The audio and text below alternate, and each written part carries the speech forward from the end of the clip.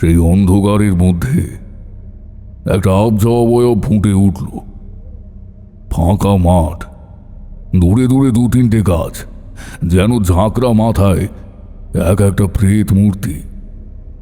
গাছের আড়ালে আরো কয়েকটা সাদা সাদা আবছা অবয়ব ফুটে উঠেছে। অবয়বগুলো দেখে আমার বুকে কাঁপন লেগে গেল। হঠাৎ কোথা থেকে একটা শিরশিরে হাওয়া এসে সমস্ত জায়গায় ছড়িয়ে পড়ল। আমার সামনের সাদা ছায়া মূর্তি আমার দিকে এগিয়ে আসছে ধীরে ধীরে। দূরে দূরে ছায়া মূর্তিগুলো যেন এগিয়ে আসছে, আমি নড়তে পারছি না। আমার পা মাটিতে আটকে গেছে যেন। সামনের ছায়া মূর্তিটা আরো এগিয়ে এলে বুঝতে পারলাম এটা একটা নারী শরীর। মুখটা ভালো বোঝা যাচ্ছে না, শুধু চোখ দুটোর জায়গায় দুটো সাদা সাদা গর্ত দেখা যাচ্ছে। হঠাৎ করে সেই মূর্তি হেসে উঠল। তার মুখের ভেতরটা লাল টকটকে, চোখ দুটো জ্বলে উঠল তার। সেই সঙ্গে পিছনের সেই সাদা আবছা মূর্তিগুলো হা হা করে হেসে উঠল।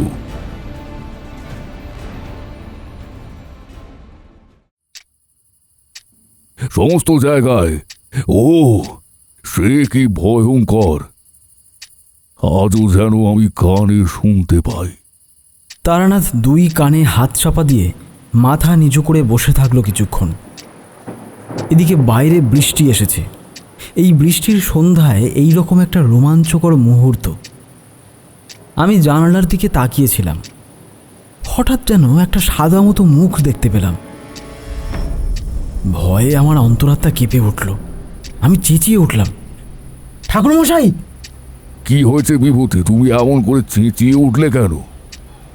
ওই যে ওই যে ওই যে জানালায় কার যেন মুখ দেখলাম একটু আগেই, সাদা মতো, বিশ্বাস করুন। দূর, কি যে বলো বিভূতি! জানলাটা রাস্তা থেকে বেশ কিছুটা উঁচুতে, ওখান থেকে কে মুখ বাড়িয়ে তোমাকে দেখা দিতে যাবে শুনি? তাছাড়া এমন বৃষ্টি পড়ছে বাইরে, রাস্তায় বিশেষ লোকজনও নেই। না কিশোরী, আমি যেন স্পষ্ট দেখলাম একটা অদ্ভুত মুখ। এই কই দেখি তো, কেউ ইচ্ছা করে কি তোমায় ভয় দেখাচ্ছে নাকি? কিশোরী উঠে গিয়ে জানালা দিয়ে বাইরে তাকালো। তারপরে ফিরে এসে তক্তাপোষে বসতে বসতে বলল, না না, রাস্তায় এখন কেউই নেই, বেশ ঝিরঝির করে বৃষ্টিও পড়ছে। আসলে ব্যাপারটা কি হয়েছে আমি বুঝতে পেরেছি। আমার তখনও মুখটা যেন চোখের সামনে ভাসছে। ঠাকুরমশাই স্থির দৃষ্টিতে কিশোরীর মুখের দিকে তাকিয়ে আছেন। তার মনের ভাব বোঝা যাচ্ছে না। কিশোরী যেন সব বুঝে গেছে, এইভাবে বলতে শুরু করলো, আসলে ঠাকুরমশাই বেশ একটা রোমাঞ্চকর দৃশ্যের বর্ণনা শুরু করেছিলেন তো। সেই দৃশ্যটা এমন শিহরণ জাগানো ছিল যে আমাদের মনের মধ্যে ওই গল্পের চরিত্রের মুখগুলো জানলার সামনে দেখা দিচ্ছিল। এটাকে বলে হ্যালুসিনেশন। তারানাথ সামনে রাখা পাসিং শো সিগারেটের প্যাকেট থেকে একটা সিগারেট তুলে নিয়ে সিগারেটটা ধরালেন। এরপর ধীরে সুস্থে দুটো লম্বা টান দিয়ে ধোঁয়াটা ধীরে ধীরে ছাড়লেন। আমরা চুপ করে ঠাকুরমশাইয়ের দিকে তাকিয়েছিলাম। মনে হচ্ছিল তিনি যেন বিশেষ কিছু বলার জন্য প্রস্তুত হচ্ছেন। প্রথমত কিশোরী, আমি কোনো গল্প বলি না। আমার থেকে তোমরা যেসব কাহিনী শুনে থাকো সেগুলো সবই আমার জীবনের অভিজ্ঞতা। দ্বিতীয়ত, আমি বিভূতিকে আমার যোগ্য শিষ্য বলে মনে করি, তাই হয়তো ওর মধ্যে বিশেষ কিছু ক্ষমতা জন্মেছে।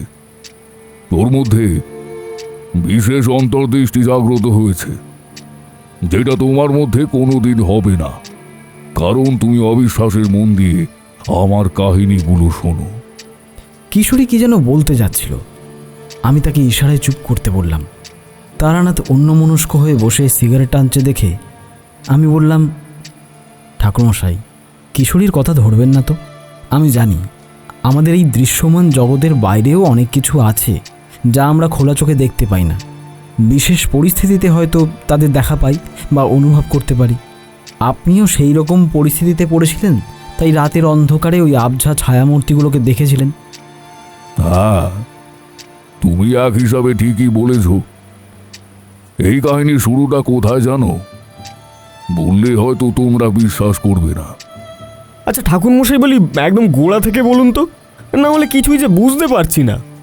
তারানাথ একটু চুপ করে বসে রইলেন। হাতের সিগারেটটা শেষ করে সেটার শেষ অংশটা নারকেলের মালায় তৈরি ছাইদানিতে ফেলে দিয়ে বললেন, তোমরা তো জানো, আমার প্রথম জীবনে কলকাতায় এসে আমি জীবনের স্রোতে ভেসে গিয়েছিলাম। তখন জীবনের সব সুখ আমাকে আহরণ করতে হবে, এমন হচ্ছে মনের অবস্থা। সুরা, নারী আর রেসের মাঠ আমার তখন আকর্ষণের কেন্দ্রবিন্দু হয়ে দাঁড়িয়েছে। সেই সময় রেসের মাঠে একজন বড় লোকের ছেলে আমার বন্ধু হয়েছিল। আমি তাকে রেসের ঘোড়া নিয়ে দু একটা ভবিষ্যৎবাণী করেছিলাম, তাতেই সে আমার ভক্ত হয়ে দাঁড়িয়েছিল। আমার উচিত ছিল তাকে সেই পথ থেকে সরিয়ে আনা, কিন্তু তা না করে আমি তার পয়সার লোভে পড়ে গিয়েছিলাম। সেই সময়টা আমার জীবনের একটা কালো অধ্যায়ে। এইসব ভুলের ফাঁদেই পড়ে অনেক ক্ষমতা আমি হারিয়েছি। যাক, সেসব কথা। এই বলে ঠাকুরমশাই একটা নিঃশ্বাস ফেললেন। আমরা জানি যে ঠাকুরমশাইয়ের জীবনে একটা আক্ষেপ আছে, কিন্তু এর মধ্যে আমাদের কথা বলা উচিত নয়, তাই আমরা চুপ করেছিলাম। ঠাকুরমশাই একটু সামলে নিয়ে আবার শুরু করলেন। তার নাম ছিল দেবপ্রসাদ চৌধুরী। সে একদিন আমার এখানে এলো রেস নিয়ে কিছু প্রশ্ন জিজ্ঞাসা করতে, কিন্তু তাকে দেখে আমার ভালো লাগলো না।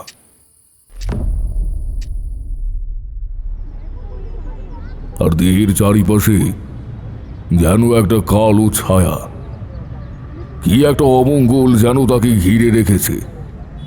আমি তাকে বললাম, দেবপ্রসাদ, তুমি রেসের মাঠে যেও না। আজ তোমার কপাল ভালো নয়, বরং তুমি বাড়ি ফিরে যাও। কেন তুমি এ কথা বলছো? আজকাল তুমি আমাকে এড়িয়ে যাচ্ছ। তুমি টাকা চাও তো, তোমাকে টাকা দেবো আমি। সে নানা প্রলোভন দেখাতে লাগলো আমাকে, কিন্তু আমি কিছুতেই তার কথা শুনলাম না। বারবার তাকে বাড়ি ফিরে যেতে বললাম, কিন্তু সে আমার কথা না শুনে চলে গেল রেসের মাঠে। সেদিন তার অনেক টাকা লোকসান হয়েছিল, কিন্তু তার থেকেও অনেক বড় বিপদ ঘটে গিয়েছিল তার বাড়িতে।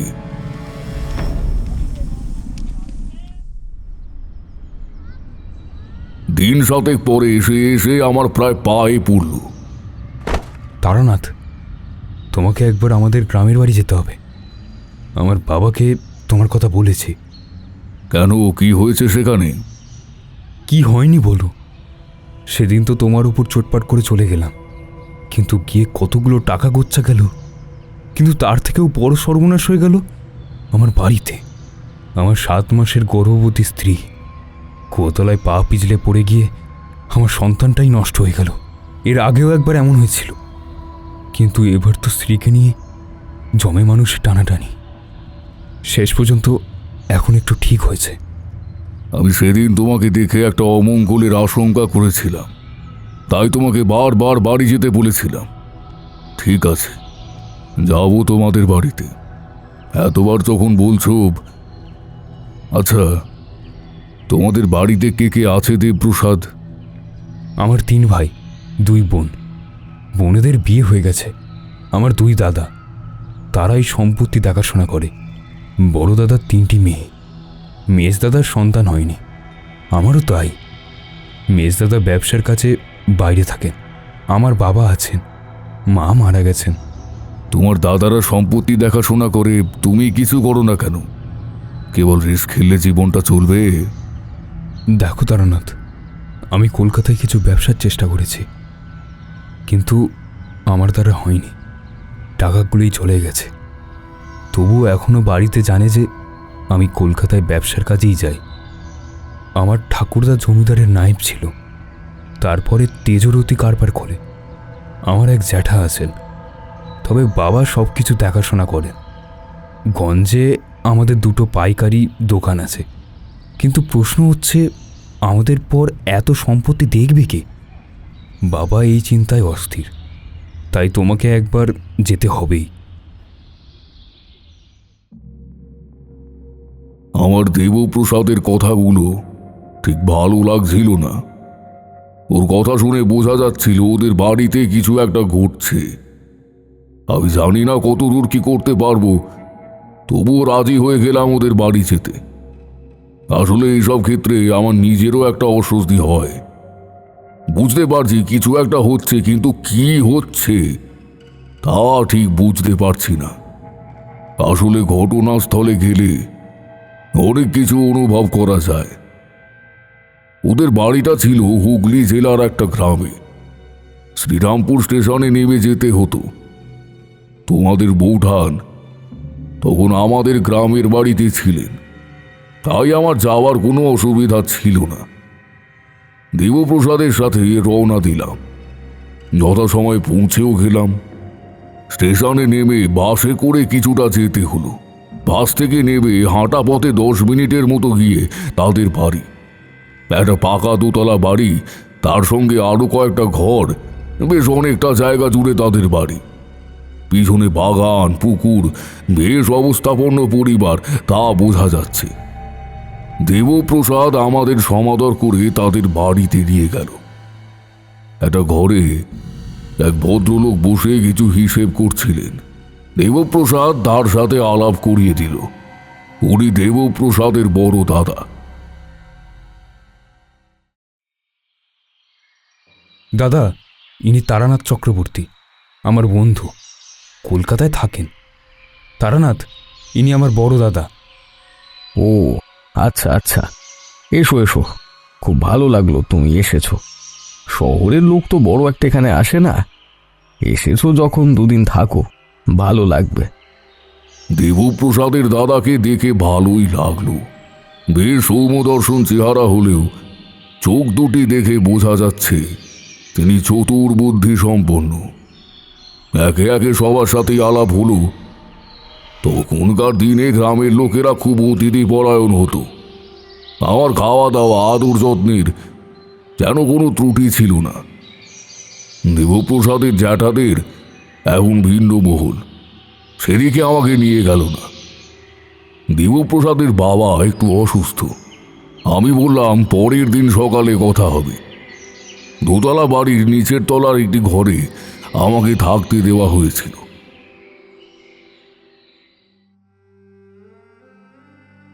সেই ঘর থেকে তাদের বাড়ির ভেতরের দিকে উঠোন আর পুকুর দেখা যাচ্ছে। একপাশে তাদের রান্নাঘর ও খাবার ঘর।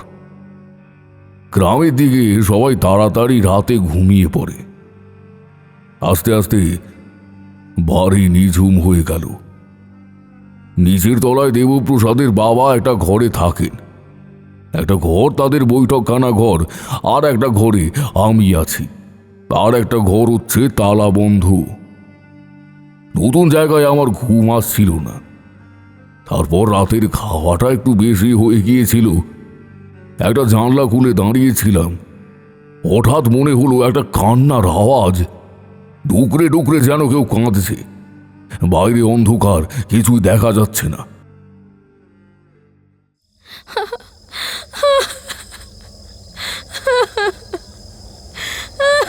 তাহলে কি কেউ উঠোনের মধ্যে দাঁড়িয়ে কাঁদছে? আমি দেখার চেষ্টা করলাম। গাছপালাগুলো আবঝা, পুকুরের জল হালকা ভাবে দেখা যাচ্ছে। পুকুরের ঘাট বাঁধানো, সেখানে মনে হলো কেউ যেন বসে আছে। এই ঘরটা থেকে পুকুরটা বেশ দূর, ঠিকমতো বোঝা যাচ্ছে না অন্ধকারে। আমি পেলাম আবার কান্নার আওয়াজ।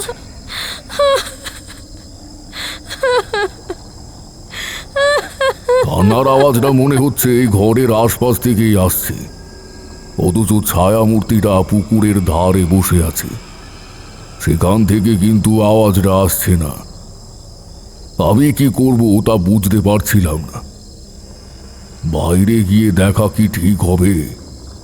আবার কান্নার আওয়াজটা শুরু হলো। কার যেন বুক ফাটা আর্তনাদ। আমি আর থাকতে পারলাম না, দরজা খুলে বেরিয়ে এলাম। কিন্তু তখন আর কান্নার আওয়াজটা ছিল না। হে, আমি পুকুরের দিকে এগিয়ে গেলাম।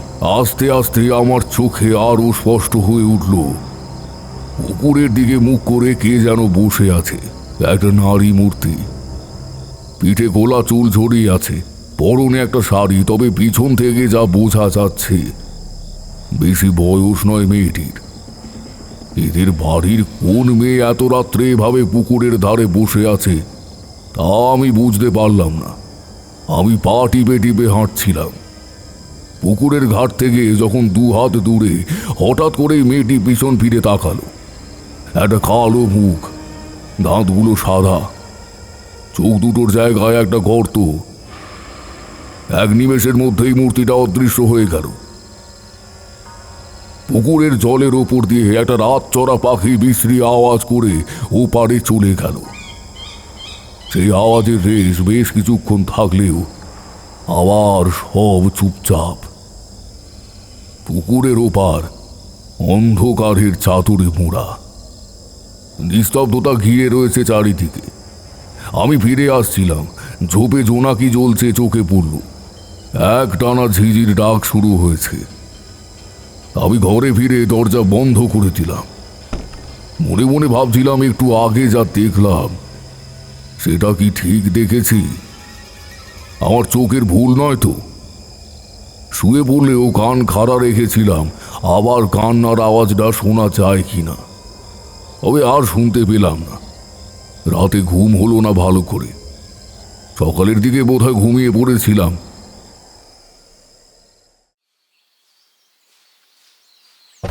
দরজায় কে ঠক ঠক করছে। দরজা খুলে দেখলাম দেবপ্রসাদ।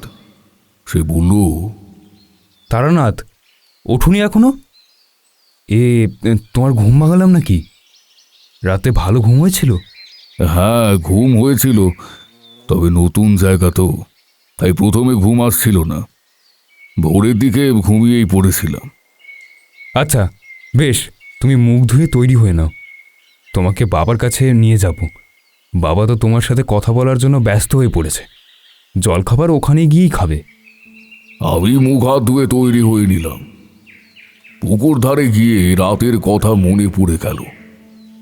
মনে হলো আমি বোধহয় স্বপ্ন দেখেছি, কিন্তু কান্নার আওয়াজটা কানে বাজছিল।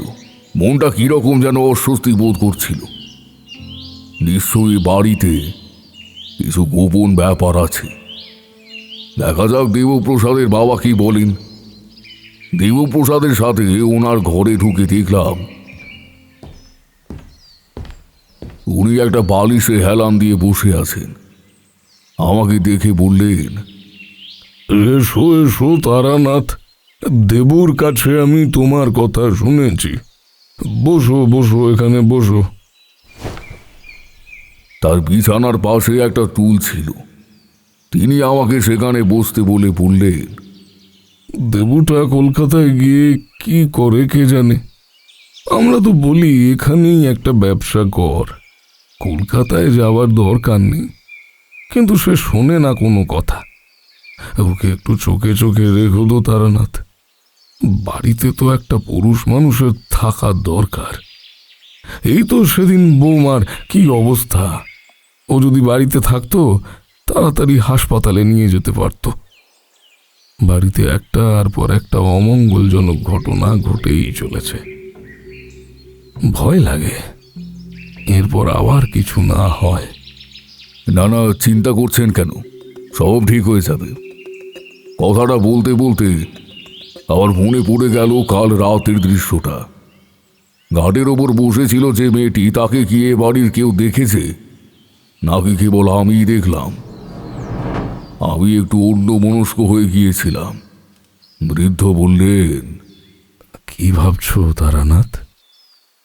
আমি দেবুর মুখে শুনেছি তুমি অনেক কিছু আগাম বলতে পারো, সেই জন্যই তো তোমাকে ডেকেছি গো।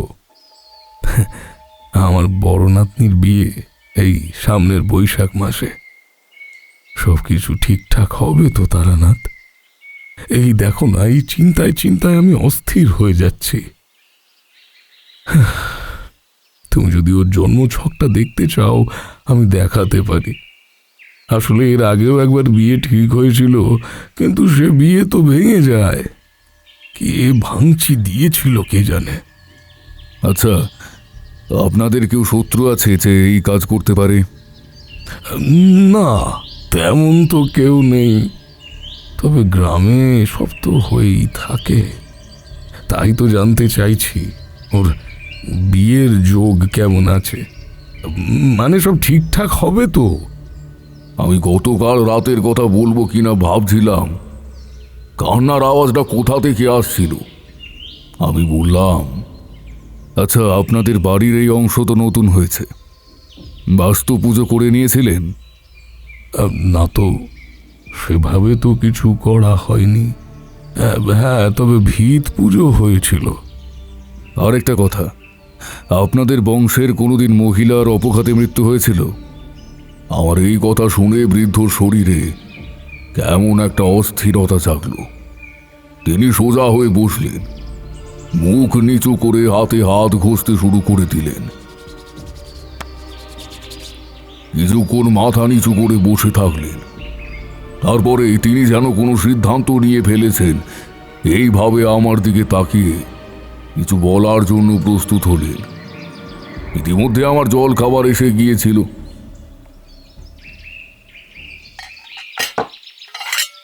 দেবপ্রসাদ একটা চাকরের সাহায্যে কৈমুড়ি, ফল, দুধ এসব নিয়ে এলো। বলল, খেয়ে নাও তারানাথ, পুকুরে জাল ফেলা হয়েছে, একটা বড় মাছ উঠেছে। দুপুরে পুকুরের মাছ খাওয়াবো তোমাকে। আমি খেতে শুরু করেছিলাম, কিন্তু পুকুরের কথায় আমার আবার গত রাতে দৃশ্যটা মনে পড়ে গেল। খেতে খেতেই বললাম, আচ্ছা দেবপ্রসাদ, এই পুকুরটাকে তোমাদের নিজেদের? হ্যাঁ, আমাদের ঠাকুরদা এই পুকুর সহ জমি কিনেছিলেন। এই ব্যাপারে বাবা আরও ভালো বলতে পারবেন।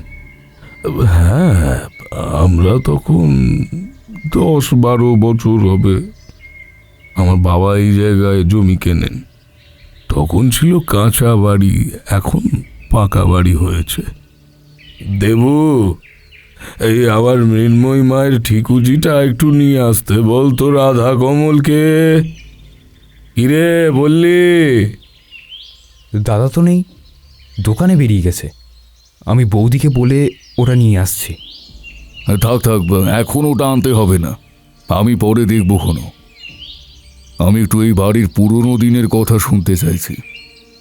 আচ্ছা দেবপ্রসাদ, তোমার স্ত্রী এখন ভালো আছেন? হ্যাঁ, এখন অনেকটা ভালো আছেন, কিন্তু বুঝতেই তো পারছো মনটা ভালো নেই, তাই আমাকে সঙ্গ দিতে হচ্ছে। আমি এখন চাই তুমি বাবার সাথে কথা বলো। দেবপ্রসাদ চলে গেল। বৃদ্ধ এতক্ষণ চুপচাপ বসেছিলেন। তার মুখ দেখে মনে হচ্ছিল তিনি দ্বিধায় পড়েছেন। পারিবারিক ইতিহাস আমার মতো একজন বাইরের লোককে বলা উচিত হবে কি না বুঝতে পারছেন না।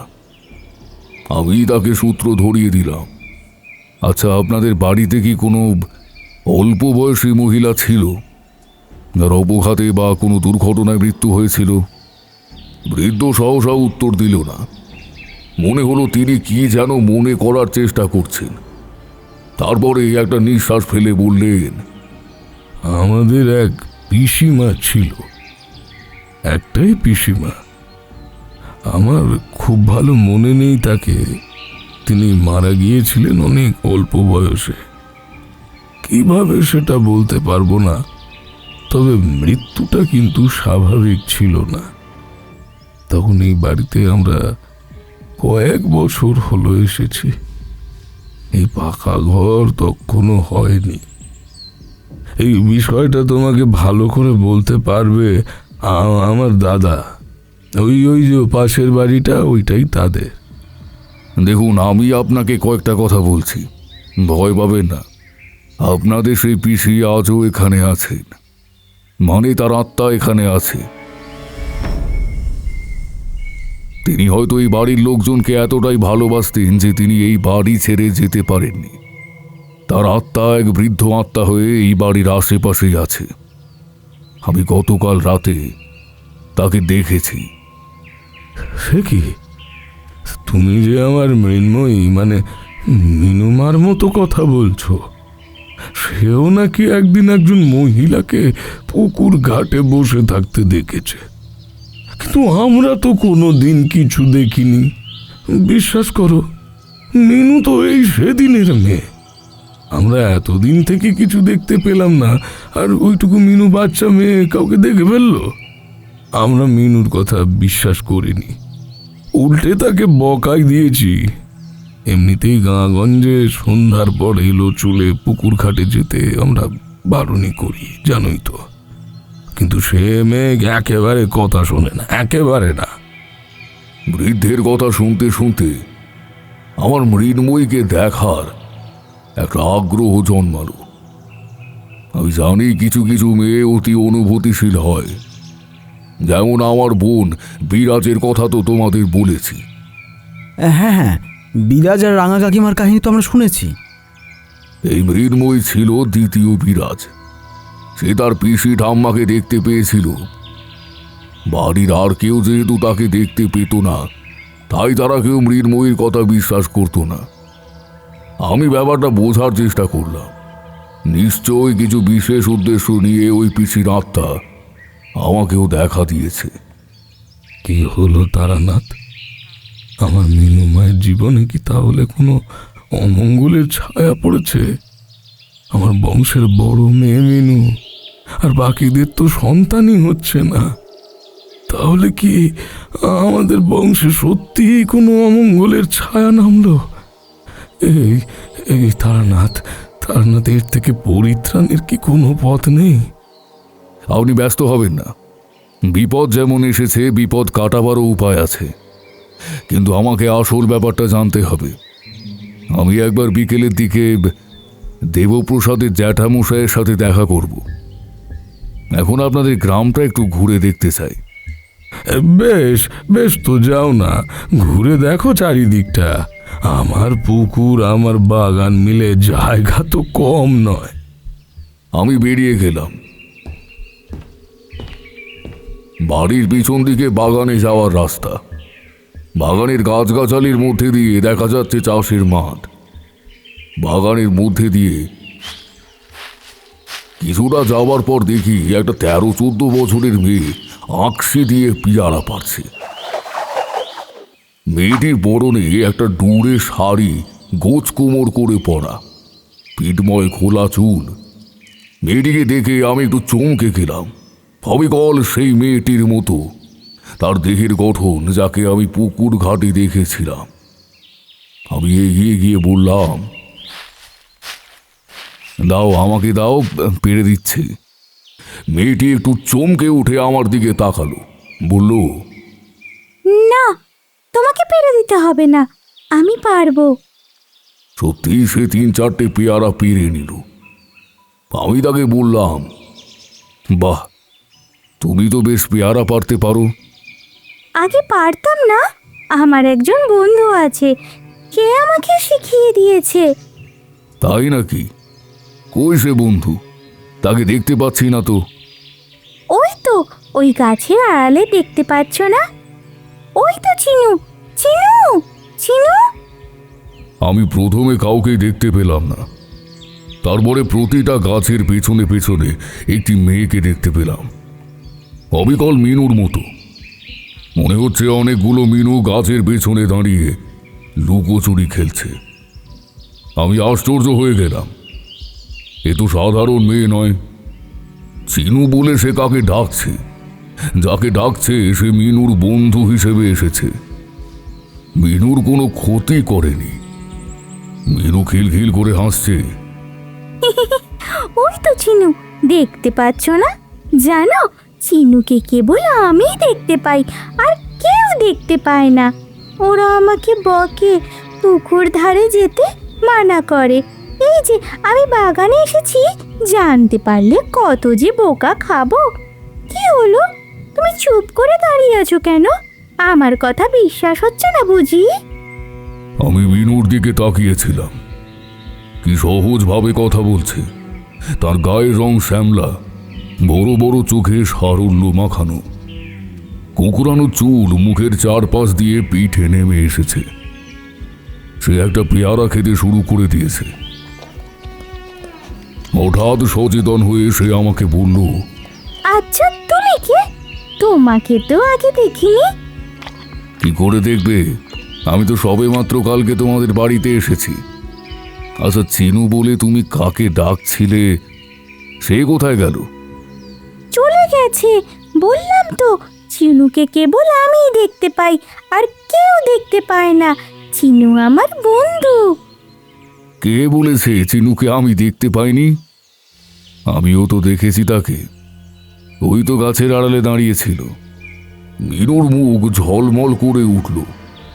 আমি আর মিনু বাগানের মধ্যে হাঁটতে শুরু করলাম।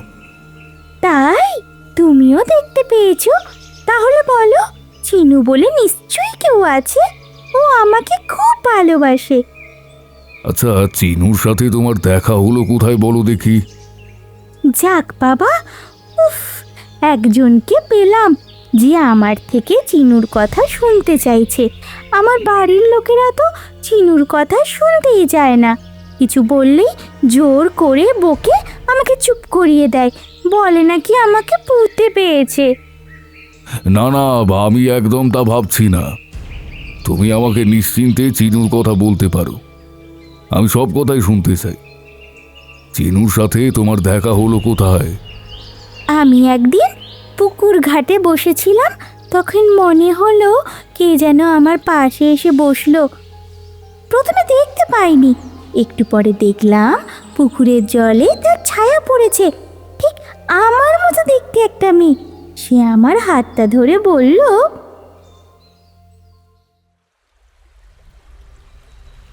শোন, আমার নাম চিনু, আমি তোর বন্ধু। তুই আমাকে ছেড়ে চলে যাবি না তো? মানে তুমি কোথা থেকে এলে? তোমাকে তো আগে দেখিনি। আমি তো এখানেই থাকি, এটা আমার বাড়ি। সে কবে থেকে আমি এখানে থাকি। তাই? বেশ মজা তো। তোমার সাথে আমি গল্প করব। জানো তো, এই পুকুর ঘাটে একা একা বসে থাকতে খুব ভালো লাগে। আমারও খুব ভালো লাগতো পুকুর ঘাটে বসে থাকতে, কিন্তু ওরা আমাকে... কারা? ওরা ওরা তোমাকে কি করলো? ছাড় সেসব কথা, তুই আমাকে ছেড়ে যাস না, হ্যাঁ?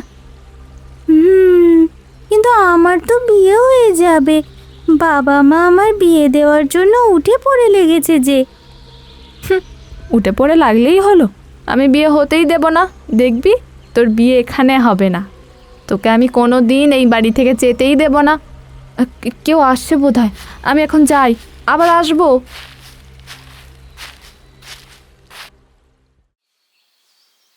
জানো, চিনু চলে গেল। আমি কিন্তু চিনুর কথা কাউকে বলিনি, কিন্তু তারপরে যেন আমার বিয়েটা ভেঙে গেল। দাদু বলে নাকি কেউ ভাঙচি দিয়েছে। ভালোই হয়েছে, কোথায় না কোথায় যেতাম। এখানে কি সুন্দর আমি ঘুরে বেড়াই।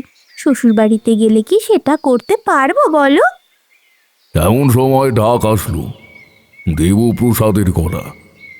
মিনু, মিনু, দেখেছো সারা বাড়ি খোঁজ পড়ে গেছে।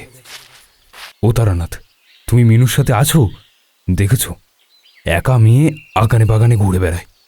বাড়ির সবাই ওর চিন্তায় অস্থির। এই মিনু, যা শিগগিরই ঘরে যা। মিনু দৌড়ে পালালো।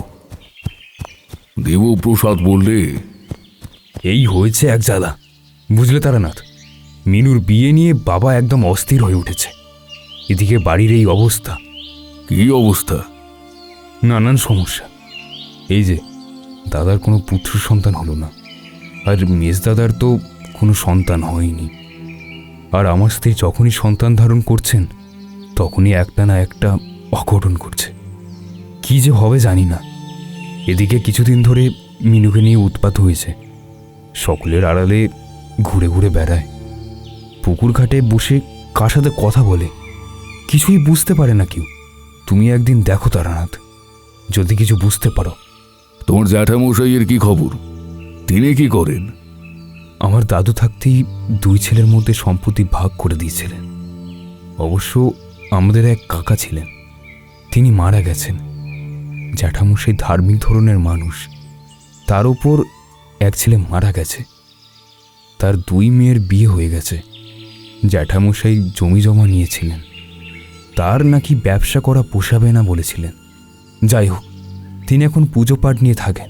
তিনি অবশ্য আমাদের পিসিমার কথা কিছু বলতে পারবেন। চলো তাহলে ওনার সাথে একটু দেখা করে আসি। তুমি যে বলেছিলে বিকেলে যাবে। না না, এখনই চলো, দেরি করার দরকার নেই। কেন তারানাথ, তুমি কি কোনো বিপদের আশঙ্কা করছো? বাড়ির সবাই খুব চিন্তায় আছে। চলো তাহলে, দেরি করার দরকার নেই। দেবপ্রসাদ আরও অনেক কিছু বকবক করতে করতে আমার সঙ্গে চলল। আসলে আমিও ওদের পিসির ঘটনাটা শোনার জন্য উদ্গ্রীব হয়ে পড়েছিলাম। সব রহস্যের মূল সেখানেই আছে তা আমি বুঝতে পারছিলাম। এমনকি বীরুর অদ্ভুত আচার আচরণের রহস্য পিসির ঘটনার সাথে জড়িত। মিনুকে দেখে আমার বারবার বিরাজের কথা মনে পড়ছিল। মিনুর কোনো বিপদ আমি হতে দেব না, তাদের যা করার প্রয়োজন আমি করব, এটাই আমি ঠিক করেছিলাম। ওদের দোতলা বাড়ির পাশেই লম্বাটে ধরনের একটা বাড়ি ছিল। বাড়ি ছিল অনেকটা জায়গা জুড়ে। সেখানে একটা দুর্গা দালান, সেই বাড়ি অবশ্য মাটির ছিল। সেখানে একটা ঘরের সামনে থেকে দেবপ্রসাদ হাঁক দিল, জ্যাঠামশাই আছেন নাকি? একটু পরে এক বৃদ্ধ বেরিয়ে এসে বলেন, থাকবো না তো যাবো আর কোথায়? পরপারে যাবার ডাক এখনো আসেনি। তাই নিকে আয়, ভেতরে আয়। আমরা ভেতরে গেলাম। ছোট একটা তক্তপোষের ওপর তিনি আমাদের বসতে বললেন। বয়স হলেও বৃদ্ধর চেহারা বেশ ভালোই আছে। তিনি নাকি কালীর উপাসক। দেবপ্রসাদ আমার পরিচয় করিয়ে দিল, বলল, তারানাথ আমাদের বাড়ির কিছু পুরনো কথা জানতে চাই, তাই আপনার কাছে নিয়ে এলাম। জ্যাঠামশাই বেশ কিছুক্ষণ আমার দিকে তাকিয়ে থাকলেন, বললেন, পুরনো পাপের ছায়া পড়ছে বাড়িতে। কিচ্ছু আর করার নেই, একে একে সব ধ্বংস হয়ে যাবে। জ্যাঠামশাই কি বলছেন আপনি? তাই যদি হয়, আপনি কিছু করছেন না কেন? আপনি তো পুজো পাঠ নিয়েই থাকেন। আমি পুজো পাঠ নিয়ে থাকি, তাই বলে কি পাপের কালিমা মুছে দিতে পারবো? কৃতকর্মের ফল ভোগ তো করতেই হয়। আমি ওনার কথা শুনছিলাম, বুঝতে পারছিলাম এদের বংশে কোনো গোপন পাপ লুকোনো আছে, কিন্তু সেটা কি? আমি বললাম, আপনি আমার নমস্কার নেবেন। আপনি যেটা বলছেন সেটা ঠিকই। মানুষকে তার কৃতকর্মের ফল ভোগ করতে হয়, কিন্তু শাস্ত্রে প্রায়শ্চিত্ত বলেও একটা কথা আছে। বংশে কত যুগ আগে হয়তো কোনো অন্যায় ঘটেছে, কিন্তু তার ফল কি বংশ পরম্পরায় ভোগ করে যেতে হবে? এর কি কোনো শেষ নেই? আমার কথা শুনে আমার দিকে তাকিয়ে থাকলেন তিনি। আমার মনে হলো তিনি আমার অন্তর ভেদ করে দৃষ্টি নিক্ষেপ করছেন। আমার আশ্চর্য লাগলো, তাদেরই তো বংশ, তাহলে তিনি এত নিরুত্তাপ কেন? তুমি কে আমি জানি না, কিন্তু অন্যায়ের ফল ভোগ করতে গিয়ে রাজবংশ ধ্বংস হয়ে গেছে। আমরা তার উদাহরণ দেখেছি। আমরা সাধারণ মানুষ।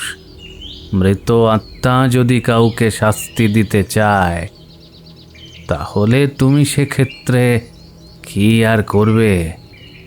আমি আপনার কাছে হাত জোর করছি, আপনি যদি কিছু জেনে থাকেন সেটা বলুন। এভাবে চুপ করে থাকলে সব শেষ হয়ে যাবে একদিন। আচ্ছা, ছোটরা কি দোষ করেছে? তারা কেন তাদের জীবন সুস্থভাবে বাঁচতে পারবে না? আপনারও মেয়েরা আছে। ওরা মেয়ে সন্তান, বিয়ে হয়ে ওরা অন্য পরিবারভুক্ত হয়ে গেছে। ওদের কিছু হবে না। আমার ছেলে চলে গেছে, আমি আর কারো কথা ভাবি না। কিন্তু এখনো যারা আছে, আপনার ভাইয়ের পরিবার আছে, তারা সুস্থ স্বাভাবিকভাবে বেঁচে থাকুক, এটা আপনি চান না? কে মৃত আত্মার কথা আপনি বলছিলেন, সেই কথাটাই যদি একটু খুলে বলেন। হ্যাঁ জ্যাঠামশাই, আমরা জানি শোকে তাপে আপনি জর্জরিত, কিন্তু আমাদের শরীরে তো আপনার রক্ত বইছে। আমরা কি আপনার কেউ নই? হ্যাঁ, অতীতকে চিরকাল চাপা দিয়ে রাখা যায় না। আপনি যেটুকু জানেন সেটুকুই খুলে বলুন। তিনি একটু নরম হলেন মনে হলো। তিনি বহুক্ষণ চোখ বুজে বসে থাকলেন। তারপরে তিনি বললেন, সে বহুদিন আগেকার কথা। আমার তখন বছর 15 বয়স। আমাদের বাড়ি, আমাদের এক পিসিমা ছিল, আমার বাবার বোন। তিনি ছিলেন বাল্য বিধবা। কিন্তু বয়স তো থেমে থাকে না। বয়সের ধর্মে তার সঙ্গে একজনের ভালোবাসা হয়। সে ছিল আমার বাবার কর্মচারী। একদিন তারা ধরা পড়ে গেল। আমি অবশ্য মাঝে মাঝেই তাদেরকে একসঙ্গে দেখতে পেতাম, কিন্তু কাউকে কিছু বলিনি। পিসিও আমাকে দিয়ে তাকে ডেকে পাঠাতো বা আমাকে পাহারায় রাখতো কেউ আসছে কিনা তা দেখার জন্য। এখন যেখানে দোতলা ঘর হয়েছে, সেখানে একটা ভাঙাচোরা ঘর ছিল। একদিন আমার দাদা সেই ঘরের মধ্যে তাদের হাতে নাতে ধরল। আমাদের এক কাকা ছিল, সে খুব কুস্তি লড়ত, আর আমার দাদাও কুস্তি লড়ত। তারা এমন মারধর শুরু করলো যে সেই কর্মচারী সেখানেই মারা গেল। তখন তো আমার পিসি চিৎকার করে কান্নাকাটি করছে। আমার দাদা তার মুখ চেপে ধরেছে। কাকা ছুটে গিয়ে বাবাকে ডেকে আনলো। বাবা পিসিকে ধরাধরি করে ঘরের মধ্যে এনে বন্দি করে রাখল। কিন্তু দিন 2 মধ্যেই সে বিষ খেয়েছিল। এখন বিষ খেয়েছিল না তাকে খাওয়ানো হয়েছিল সেটা জানি না। কিন্তু তার প্রেমিকের দেহটা কি হলো সেটা তো বললেন না। কি আর হবে, সেই ঘরের মধ্যেই তাকে কবর দিয়ে দেওয়া হয়েছিল, আর আমার পিসিকেও সেখানেই পুঁতে দেওয়া হয়েছিল। চিন্তা করতে পারো কত বড় পাপ চাপা দেওয়া হয়েছিল। আর আমি পিসির খুব কাছের লোক ছিলাম, তাই ওরা আমার মুখ বন্ধ করে দিয়েছিল। ভয় দেখিয়েছিল আমি কাউকে কিছু বললে আমার অবস্থাও ওদের মতো হবে। আমি বহুদিন চুপচাপ থাকতাম, কারো সাথে কথা বলতাম না। তারপরে আমার ওই কাকার অপঘাতে মৃত্যু হলো। সাপে কামড়েছিল। আমার দাদা ওই জায়গায় একটা কুস্তির আখড়া করেছিল। সেও একদিন কুস্তি লড়তে গিয়ে মরে গেল। সেদিন নাকি দূরের থেকে কোনো এক ওস্তাদ এসেছিল, কিন্তু পরে সেই ওস্তাদকে আর খুঁজে পাওয়া যায়নি। সে এমন প্যাঁচ দিয়েছিল যে দাদা অজ্ঞান হয়ে গিয়েছিল, তারপরে মরে যায়। তারপরে বহুদিন ওই জায়গাটা ভাঙাচোরা অবস্থায় পড়েছিল। তারপর আমার ভাই ওখানেই বাড়ি করলো। না করলেই ভালো হতো। তারপর থেকে নানা অঘটন ঘটতে লাগলো। আপনি আপনার ভাইকে বারণ করলেন না কেন? আমি ওই ঘটনার কথা কাউকেই বলবো না বলে শপথ নিয়েছিলাম। কাউকে বলিও নি। বাবাকে কথা দিয়েছিলাম। আগে বুঝিনি, কিন্তু এখন দেখছি সেই ঘটনার ছায়া আমাদের পরিবারের ওপর এখনো আছে। তাই আমি এখন পুজো পাঠ নিয়েই থাকি।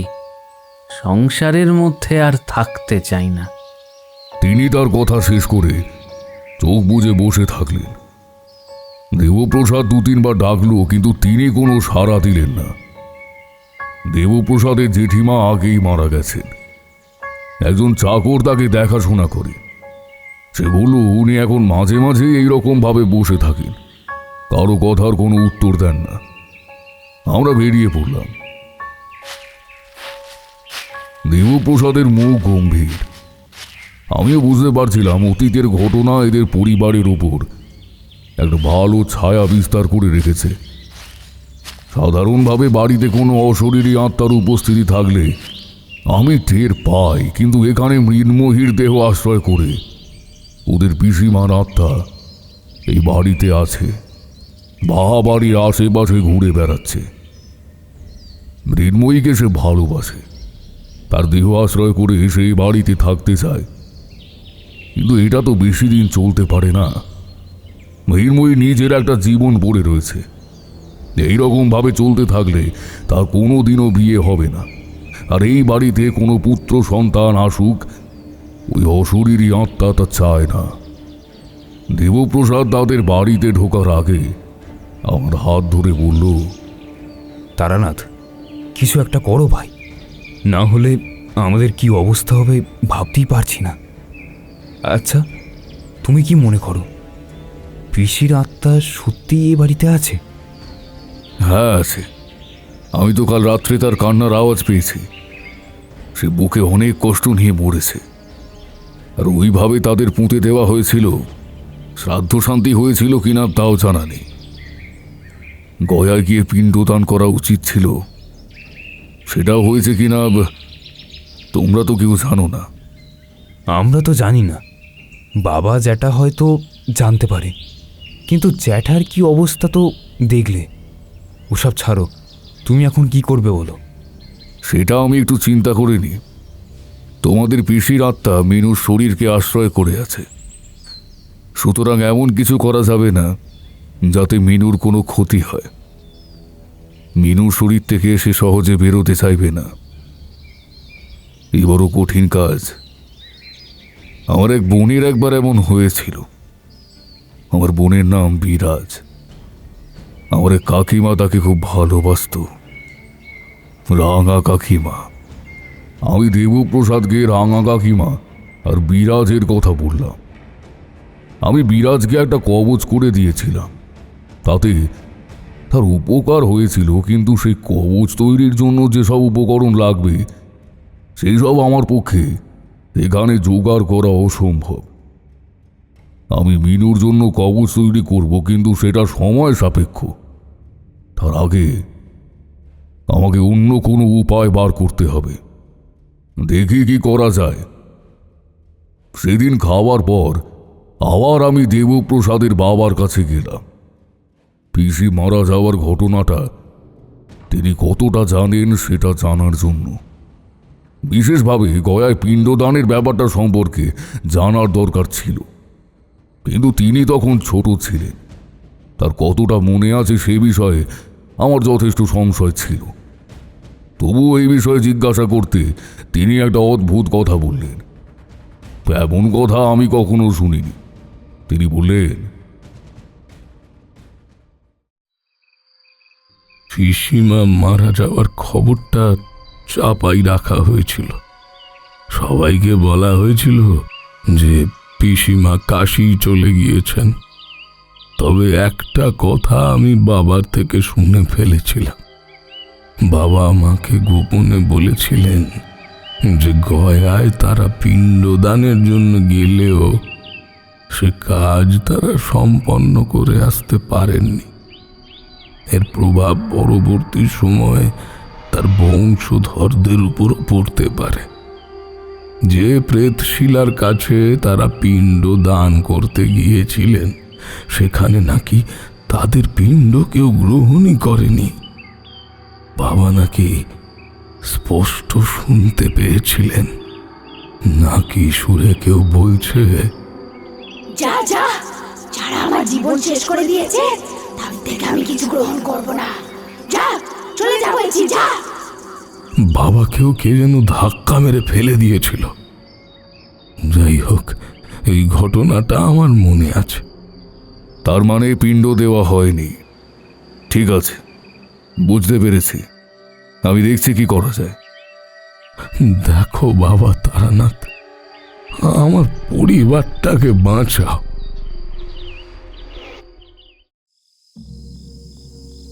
সেদিন সন্ধ্যার পর দেবপ্রসাদের মুখে শুনলাম মিনু নাকি দুপুর থেকেই অদ্ভুত আচার আচরণ করছে। সে সারাদিন পুকুর ঘাটে বসে আছে, সন্ধ্যার পরও আসতে চাইছে না। বৌদি তাকে ডাকতে গেলে সে কেমন অদ্ভুতভাবে বৌদির দিকে তাকিয়েছিল। দেবপ্রসাদ বলল, আরও সাংঘাতিক কাণ্ড জানো, মিনু তার বোনের হাত কামড়ে দিয়েছে আর তাকে জলে ফেলে দেওয়ার চেষ্টা করছে। এখনো সে সেই পুকুর ধারে বসে আছে। বৌদি তো কান্নাকাটি শুরু করে দিয়েছে। আমি বুঝলাম আর দেরি করা ঠিক হবে না, আজকেই আমাকে যা করার করতে হবে। আমি বললাম, মিনু এখন কোথায়? পুকুর ঘাটেই আছে?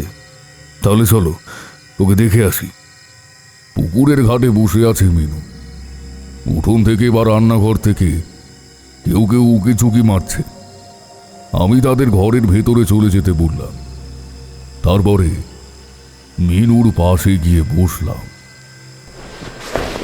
মিনু জলের দিকে চেয়ে মগ্ন হয়ে কি যেন ভাবছে। সে আমাকে লক্ষ্য করল না। আমি কিছুক্ষণ বসে থাকার পর একটা ঢিল দিয়ে জলের দিকে ছুঁড়লাম। শান্ত জলে তরঙ্গ উঠল। মিনু যেন কেমন চমকে উঠে আমার দিকে চেঁচিয়ে উঠল।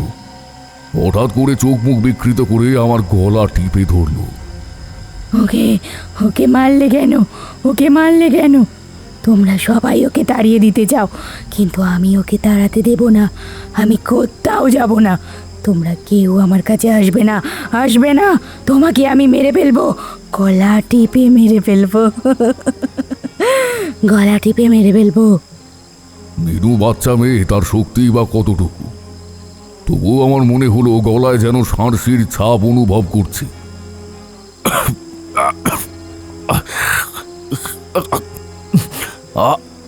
ছাড়ো ছাড়ো আমার। আচ্ছা আচ্ছা, ওকে কেউ কিছু বলবে না, আমি সবাইকে বলে দেব। এখন এখন আমাকে ছাড়ো। সে আমার গলা ছেড়ে দিয়ে জোরে জোরে নিঃশ্বাস নিতে লাগলো। আমি অপেক্ষা করতে লাগলাম। সে একটু শান্ত হতে আমি বললাম, তুমি তো তোমার বন্ধুর সাথে থাকতে চাও, ঠিক আছে ঠিক আছে, আমি তার ব্যবস্থা করে দেব। আজ রাত 10টার সময় আমি তোমার বন্ধুর সাথে কথা বলবো। তুমি তোমার দেব কাকার সাথে তোমাদের ছাদে চলে আসবে, কেমন? এখন ঘরে চলো চলো, কেউ তোমাকে বিরক্ত করবে না, ঠিক আছে? আমি সবাইকে বলে দিচ্ছি। তুমি তুমি আমার বন্ধুর সাথে কথা বলবে, ঠিক তো? ও, তুমি ওকে দেখতে পেয়েছিলে না, তাই না? তাহলে ও তোমার সাথে কথা বলবে, তাহলে ও তোমার সাথে কথা বলবে। মিনুকে ভুলিয়ে ভালিয়ে তখনকার মতো ঘরে দিয়ে এলাম। দেবপ্রসাদকে বললাম, আজ রাত 10টার সময় ওকে নিয়ে ছাদে এসো। আজ যদিও অমাবস্যা নয়, কিন্তু আমি ওর ভেতরে যে অতৃপ্ত আত্মা বাসা বেঁধেছে তাকে তাড়াবার চেষ্টা করব। কিন্তু এর জন্য আমার কিছু উপকরণ দরকার। এমনভাবে কাজটা করতে হবে যাতে মিনুর কোনো ক্ষতি না হয়। এতদিন সে মিনুর কোনো ক্ষতি করেনি, কিন্তু এবার মিনুর দেহ থেকে তাকে তাড়াতে গেলেই সে মিনুর ক্ষতি করার চেষ্টা করবে। এমনকি সে মিনুকে মেরেও ফেলতে পারে। দেখা যাক আমি কতদূর কি করতে পারি। কিন্তু আমি জানতাম সেদিন খুব বেশি কিছু করতে পারবো না। আমার কাছে মন্ত্রপুত জল আছে, আর কয়েকটা ফুল আছে, আর আছে শকুনের পালক কয়েকটা। এই দিয়েই আজ চেষ্টা করব। রাত 10টার পর আকাশে চাঁদ ডুবে যাবে। ঘোর অন্ধকার না হলেও বেশ অন্ধকার নেমে আসবে। সেই সময় আমি মিনুর শরীর থেকে ওই অশুভ আত্মাকে তাড়াবার চেষ্টা করব। আমি সেদিন রাতের খাবার কিছু খেলাম না। আমি দেবপ্রসাদকে বলে দিয়েছিলাম ব্যাপারটা যেন গোপন থাকে। বাড়ির কাউকে এই কথা বলার কোনো দরকার নেই। একমাত্র মিনুর মা ছাড়া কেউ যেন জানতে না পারে রাত 10টায় মিনু ছাদে যাচ্ছে। দেবপ্রসাদ আমাকে বলেছিল তাদের বাড়ির সবাই 10টার মধ্যেই ঘুমিয়ে পড়ে। আমি সেদিন আমার ঘরে দরজা বন্ধ করে আমার আরাধ্যা দেবী মধুসুন্দরী দেবীর ধ্যান করলাম অনেকক্ষণ। মধুসুন্দরী দেবীর ধ্যান করলে আমার দেহে মনে একটা আলাদা বল জেগে ওঠে। মনে মনে বললাম, হে দেবী, আমাকে শক্তি দাও, আমি যেন এই মেয়েটিকে রক্ষা করতে পারি। আমি জানি অশুভ আত্মাকে তাড়ানোর জন্য যোগিনীদের সাহায্যের দরকার। যোগিনীদের আহ্বান করতে হয় যথাবিহিত মন্ত্র উচ্চারণ করে। যাই হোক, রাত 10টার আগেই আমি ছাদে চলে গিয়েছিলাম। কিছুক্ষণ পর দেবপ্রসাদ মিনুকে নিয়ে এলো। মিনুর মা এসেছিল, বলল, আরে সবাই তো ঘুমিয়ে পড়েছে, কিন্তু দেখো ওই যে জ্যাঠামশাইয়ের ঘরের সামনে তিনি খড়ম পায়ে ঠকঠক করতে করতে হাঁটছেন। এত রাতে তিনি কেন যে হাঁটছেন জানি না। উনি একজন সাধক। তিনি হয়তো বুঝতে পেরেছেন আজ এখানে কিছু একটা হবে, তাই ঘরে থাকতে পারছেন না। যাই হোক, উনি ওনার মতো থাকুন, আমি আমার কাজ শুরু করি। দেখি মিনু যে ঘুমিয়ে পড়েছে, মিনুকে এখানে এনে বসিয়ে দাও। শোনো, আমি কিছু জোগাড় যন্ত্র করে রেখেছি, তুমি বৌদিকে নিয়ে সিঁড়ির কাছে গিয়ে বসো। তোমাকে যেন ছাদের মাঝখান থেকে দেখা না যায়, আর যাই হোক না কেন তুমি কোনো কথা বলবে না বা এগিয়ে আসবে না। ছাদের মাঝখানে শকুনের পালকগুলো সাজিয়ে রেখেছিলাম, তার উপর মিনুকে বসালাম। সে ঘুমোচ্ছে না, তবে চোখে ঘুম ঘুম ভাব। আমি তার সামনে বসে বললাম, তোমার বন্ধুর কথা ভাবো মিনু, আমার দিকে তাকাও। আমার কপালের মাঝখানে কিছু দেখতে পাচ্ছ? আমার দিকে তাকাও। মিনু ঘুম ঘুম ভাব নিয়ে আমার দিকে তাকালো। আস্তে আস্তে তার চোখের দৃষ্টি স্বাভাবিক হলো। আমি বারবার একই কথা বলছিলাম, মিনু তোমার বন্ধুর কথা ভাবো, এক মনে ভাবো। সে কি কি কথা বলেছে আমাকে বলো বলো। বেশ কিছুক্ষণ পর মিনুর চোখের দৃষ্টি পাল্টে গেল। সে সোজা হয়ে বড় বড় চোখে আমার দিকে তাকিয়ে থাকলো। আমি তখন অপদেবতা তাড়ানোর মন্ত্র বলতে শুরু করলাম, আর মন্ত্রপুত জল আর ফুল তার দিকে ছুঁড়ে দিলাম। চারিদিক অন্ধকারের চাদরে মোড়া, আকাশেও ঘন মেঘ করে এসেছে। এই ঘুটঘুটে অন্ধকারের মধ্যে মনে হলো মিনুর শরীরটা দুলছে, আর তার পেছনে আরো জমাট বাঁধা অন্ধকার জমা হয়ে রয়েছে। সেই জমাট বাঁধা অন্ধকারের মধ্যে একটা আবঝা সাদা মূর্তি দেখা যাচ্ছে। মিনু তখন আবার চোখ বন্ধ করে ফেলেছে, কিন্তু তার শরীরটা দুলছে। আমি বললাম, আপনি কে? কেন মিনুর শরীর আশ্রয় করে রয়েছেন? এইভাবে মিনুর ক্ষতি করবেন না। অনেক দূর থেকে একটা ক্ষীণ কণ্ঠস্বর ভেসে এলো, আমি চিন্ময়ী, এই বাড়ির মেয়ে। আমি এই বাড়ি ছেড়ে যেতে চাই না। এই বাড়ি আমার, আমি এখানেই থাকবো। কিন্তু আপনি পরলোকে চলে গেছেন, মানুষের মধ্যে আর থাকতে পারবেন না। মিনুকে আপনি ছেড়ে দিন, ওর সমস্ত জীবন পড়ে আছে, ওকে বাঁচতে দিন। না, আমাকে ওরা বাঁচতে দেয়নি। আমি ওদের কাউকে বাঁচতে দেব না। ওরা আমার ভালোবাসাকে কেড়ে নিয়েছে। আমি যখন মারা যাই, আমার গর্ভে সন্তান ছিল, আমার সব শেষ করে দিয়েছে ওরা। কিন্তু আমি এই বাড়ি ছেড়ে যাইনি, যাব না কোনোদিনও। মিনুর মধ্যেই আমি থাকবো। হ্যাঁ হ্যাঁ, আমি থাকবো। আপনাকে যেতেই হবে। মিনুর কোনো ক্ষতি আমি করতে দেব না। না, আমি যাব না। ইতিমধ্যেই আমি হাকিনী আর যোগিনী মন্ত্র জপ করতে শুরু করে দিয়েছিলাম। আমি জানি অতৃপ্ত আত্মাদের কাছে হাকিনীরা এসে হাজির হয়। অনেক সময় অতৃপ্ত আত্মারা নিজেই হাকিনীতে পরিণত হয়। মিনুর শরীরের চারপাশে তখন ছায়া ছায়া কারা যেন ঘুরে বেড়াচ্ছে। আকাশের মেঘ যেন সেখানে নেমে এসেছে। জমাট বাঁধা অন্ধকারের মধ্যে সাদা সাদা ছায়া শরীরদের মধ্যে যেন একটা টানা পোড়েন চলছে। মিনুর সারা শরীরে ফোঁটা ফোঁটা ঘাম, তার দেহটা এলিয়ে পুড়ে গেল। আর একটা রাত চোরা পাখি খুব বিশ্রী একটা আওয়াজ তুলে ছাদ থেকে বেরিয়ে গেল।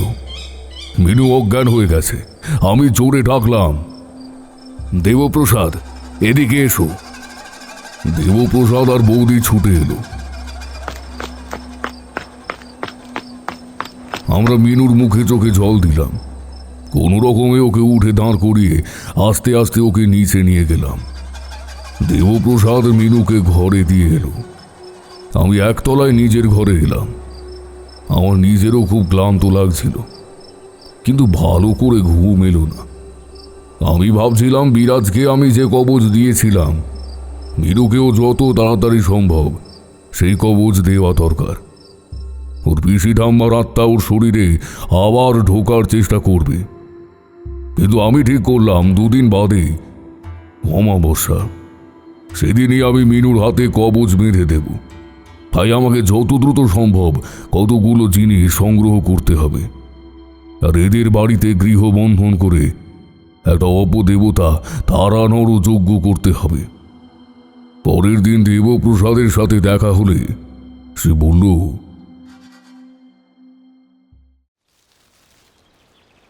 মিনু এখন ভালো আছে, তবে ঘুমোচ্ছে। আমি দাদা বৌদিকে তোমার কথা বলেছি। দাদা পরে তোমার সঙ্গে একবার দেখা করবেন। না, এখনো আমার কাজ শেষ হয়নি। মিনুর জন্য একটা কবচ তৈরি করব, আর অপদেবতা তাড়ানোর যজ্ঞ করতে হবে। তুমি নিশ্চয়ই লক্ষ্য করেছ গতকাল রাতে আমি কোনো আগুন জ্বালাইনি। কাল আমি ওই অশুভ আত্মাকে আর হাকিরিদের আহ্বান করেছিলাম, কিন্তু এবারে যজ্ঞের আগুন জ্বালিয়ে সমস্ত অশুভ আত্মাকে তাড়াতে হবে। তার জন্য আমাকে আজ রাত্রে এখানকার শ্মশানে যেতে হবে। শ্মশানে? কিন্তু শ্মশানে তুমি রাতে একা যাবে? আরে ওটা কোনো ব্যাপার নয়, কতবার শ্মশানে রাত কাটিয়েছি। তবে এটা তুমি কাউকে বলবে না। কে কি মনে করবে বা ভয় পাবে? অন্য কেউ কেন? আমি তো ভয় পাচ্ছি না। আমি তোমাকে অল্প কিছুদিনই চিনি, তবে গতকাল রাতে তোমার যে পরিচয় পেয়েছি তাতে বুঝেছি তুমি কোনো সাধারণ মানুষ নয়। না না, আমি তোমাদের মতোই সাধারণ মানুষ, তবে অনেক জায়গায় ঘুরে বেরিয়েছি, অনেক অভিজ্ঞতা আছে আমার। আচ্ছা শোনো, আমি রাতে কিছু জিনিস নিয়ে আসবো শ্মশান থেকে, বা কিছু জিনিস তোমাকে ফর্দ করে দেব। আগামী অমাবস্যার রাতেই আমি যজ্ঞ করতে চাই।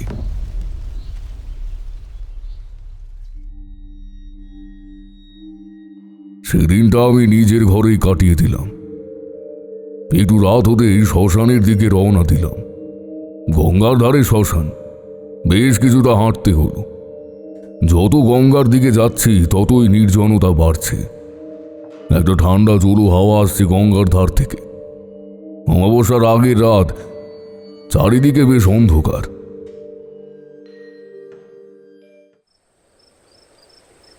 গঙ্গার ধারে এসে দাঁড়ালাম।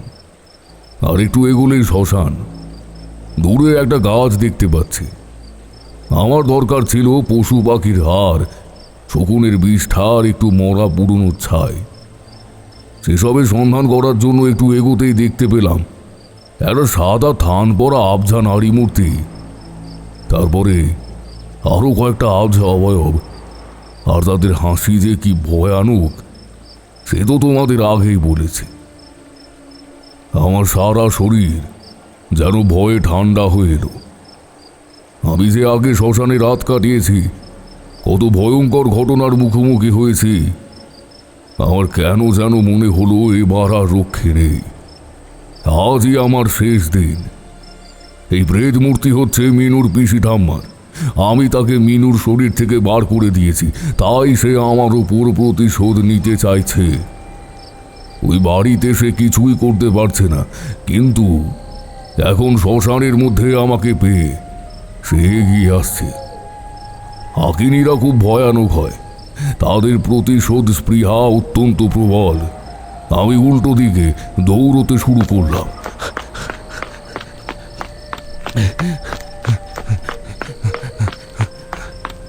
কিন্তু মনে হচ্ছে সে আমাকে ধরে ফেলবে। হঠাৎ আমার সামনে এক উজ্জ্বল আলো এলো। আমার তখন বুকটা ধকধক করছে। প্রথমে আলোর সামনে আমার চোখ ধাঁধিয়ে গেল, তারপর অবাক হয়ে দেখলাম আমার সামনে আমার আরাধ্যা দেবী মধুসুন্দরী দেবী।